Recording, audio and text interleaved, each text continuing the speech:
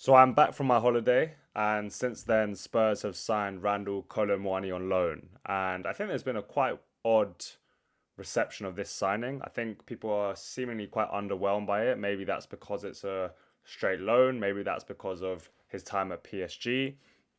But I, for one, am super excited about Kolo Muani, and I think taking away his PSG stint, I think there's so much to like from his career, both in the short term, so the recent stint at Juventus, which he was one of the best goal to game ratio players in Europe. And then before that, at Frankfurt, where he put up silly, silly numbers. First thing I want to kind of discuss is how different our current nine options are and how they both have faults, but in completely different ways. So you have Richarlison, who's a player who thrives in chaos, is really good at finding space in the box because he fights, he's constantly on the move, he wants to score goals, he wants to be on the end of things, he'll challenge for things in the air, he'll challenge for things on the floor. He's a constant kind of aggressor in terms of both in and around the box, but also off the ball. And if we take all things into account, he's a pretty good goal scorer in his goal to game ratio. I don't think he's the most clinical player, but the amount of chaos he causes means that he puts up really good goal numbers when he does play. On the other hand, I think Solanke is a much more technically rounded player. He's a player who can drop deep and really help link play. I think he's got such a good ability to pin his centre back and then bring others into play. So you really see him thriving when he drops into those sort of 10 areas and then can turn on it and get us up the pitch really well. Solanke is also a very good presser. I think where Solanke struggles is his hunger for goals and his ability to get shots off quickly. We've discussed this countless times on this channel. It's about how slow his trigger is. So when he does kind of get that opening, that shot opening, he delays and his ability to get off shots doesn't come off because he's too slow at doing it. So there's kind of a gap there for both players where we need a player who can do all of what Solanke can do in terms of the link play, the dropping in, the really helping us relieve pressure, the ability to also press.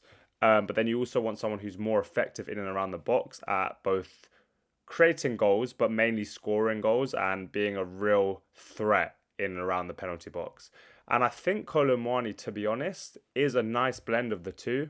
Not saying he's better than both of them, but I think he's definitely more rounded. And I'm going to touch on why. So I think the first thing to speak about with Kolo Muani is how good he is at linking play. So he's really able to come into these areas and get the ball. He's deceptively strong because he's quite a skinny, lanky player, but he's deceptively strong. So he can hold off a centre back really well. His touch is so good because he's so technically strong. So he's able to receive it under pressure and then able to, whether that's turn and run at the back four or lay it off to someone who's advancing. So I think that's a really key incoming there in terms of ability to link play, especially when, let's say, we're under the cosh and we need to get out. Being able to kind of ping it up to someone with that technical ability, but also that physicality, is really efficient at helping us get up the pitch and gain territory and then gaining more control of the game. So I think that is the first thing I really want to highlight is how good his touch is, how good his physicality is as well to hold off defenders. That's going to be a really, really effective part of his game. So I think one thing to also highlight is how much we struggled to really get out against Bournemouth. And I think part of this is going to be discussed on a video I'm going to be releasing on Friday. So keep an eye out for that. Make sure you're subscribed. Because I think a big part of this was how we lack kind of receivers in this first phase. We lack the players that can play through the lines in that first phase, especially in midfield. And I think our profiles that Frank selected really didn't help that. So I think what we were forced to do a lot of the time is the ball would come out here to maybe Van der Ven, and Richarlison would try and kind of receive it in this type of area. And he was just out-muscled. His touch wasn't good. He was often off balance and he'd lose the ball. But I think because of that lack of maybe central progression in the first phase, although I do think a proper number 10 like Xavi Simons will help this, I do think having someone like Kolo Muani who you can ping the ball up to and his touch is never going to let you down. He's going to be really good at retaining it. It's going to be a way to get out of these man-to-man presses, which we've struggled with, that aggressive press because of our lack of central progression. I think this is going to be a kind of alternative way of getting out. And playing up to someone as good as Kolo Muani can not only be helpful in relieving pressure, but can actually be devastating, because leaving this much space with someone like Kolo Muani, 1v1, with his pace and his ability to run into space, but also combine. So let's say he receives it here, lays it off to a 10 who might pick up a bit of space there, and then his ability to run off and receive the ball. Obviously that's offside, but you get the picture. I think that could be really, really effective. So I think he's going to be a great get out of jail free card, in terms of skipping that kind of first phase of build up and playing straight direct to him, because he's strong, but because he's also technical. But that's not the end of it. So it's not like he's just going to lay it off and then kind of jog into position. He's also lethal in transition. So he's going to be great at receiving in behind, because he's so quick. And he doesn't even necessarily need a pass to do that. He can get it, turn, and run into space. And he's devastating in those areas. Now, what we know about Frank is he's really trying to build this extremely good team in transition. I think all the signings have shown that. I think Kudus, Kolo Muani, are key players who are great in transition. And I think this shows also by the way we're wanting to build up, often slow at times, which I've obviously touched on as well. But I think the slow build up to then entice the opposition to then spin and play really aggressive, I think is going to be so well suited to Kolo Muani. So if you have kind of this slowish, laborious build up to kind of entice the opposition, and then suddenly you play into Kolo Muani, or let's say you play into Simmons, because I think what Frank really likes as well is that double movement. So you have one player moving towards the ball and one player moving away from the ball, and that really gives the opposition a headache, because it basically causes confusion. You don't know who's going to follow who, whether this person gets dragged out there and then you leave space in for that one. It can be really, really effective, especially on transition. So I think that's going to be a key thing. And I think what's so good about Kolo Muani is the fact that he can do both those movements. He can come short and receive, but he can also run in behind. So those transitions are going to be really, really effective for someone like Kolo Muani, who can basically be flexible in both. And I think Simmons can also do the same. He can come short. We know he wants to drop deep into here sometimes, but he actually is able to run in beyond, because he has that goal kind of hunger. So I think those two could create a really, really nice relationship there. And Kolo Muani's ability to, because he's kind of got those long legs, him over long distances, when there's space left behind, not many players will be able to keep up with him. I think he's so lethal in those moments. Now, I do want to talk about Kolo Muani against more settled defenses, because I think obviously this is going to be something Spurs face a lot. We're not always going to be able to play on transition the way we necessarily want to.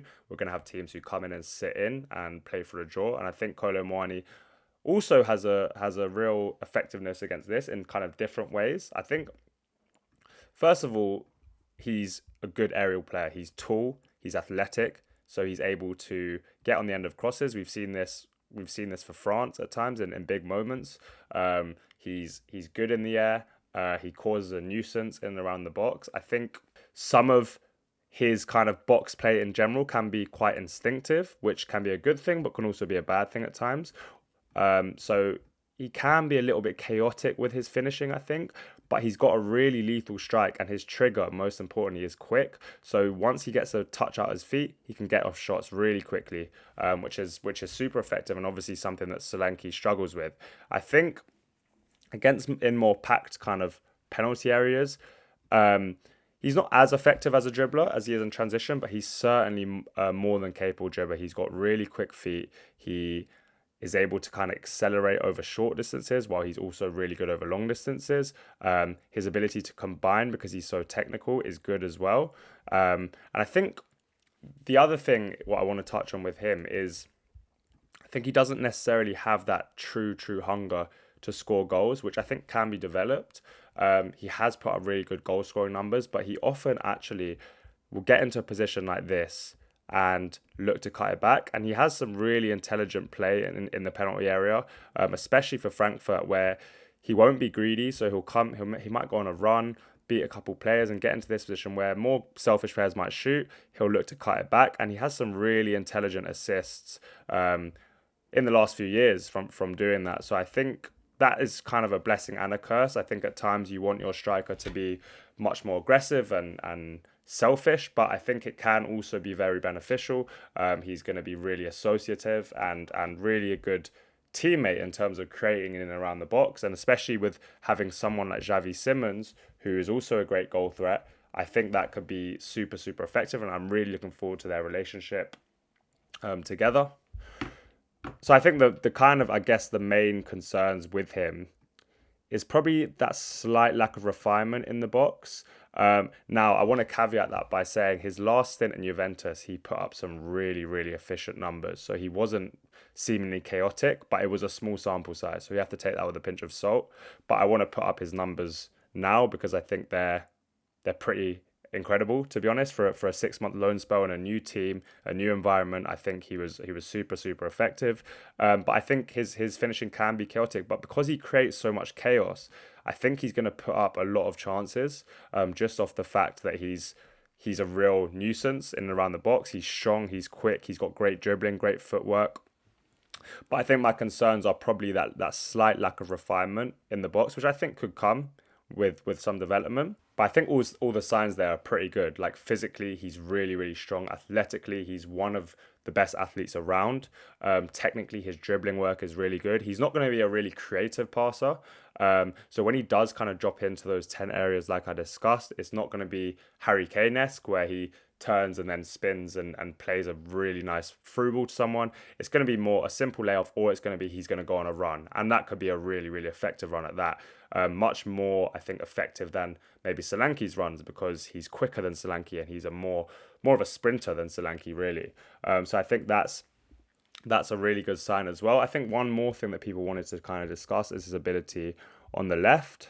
And so his ability on the left, I think, is very, very dependent on who the left back is, because I think you are going to want to get him in and around goal. Again, it's another player of that profile. We don't necessarily have a true out-and-out winger.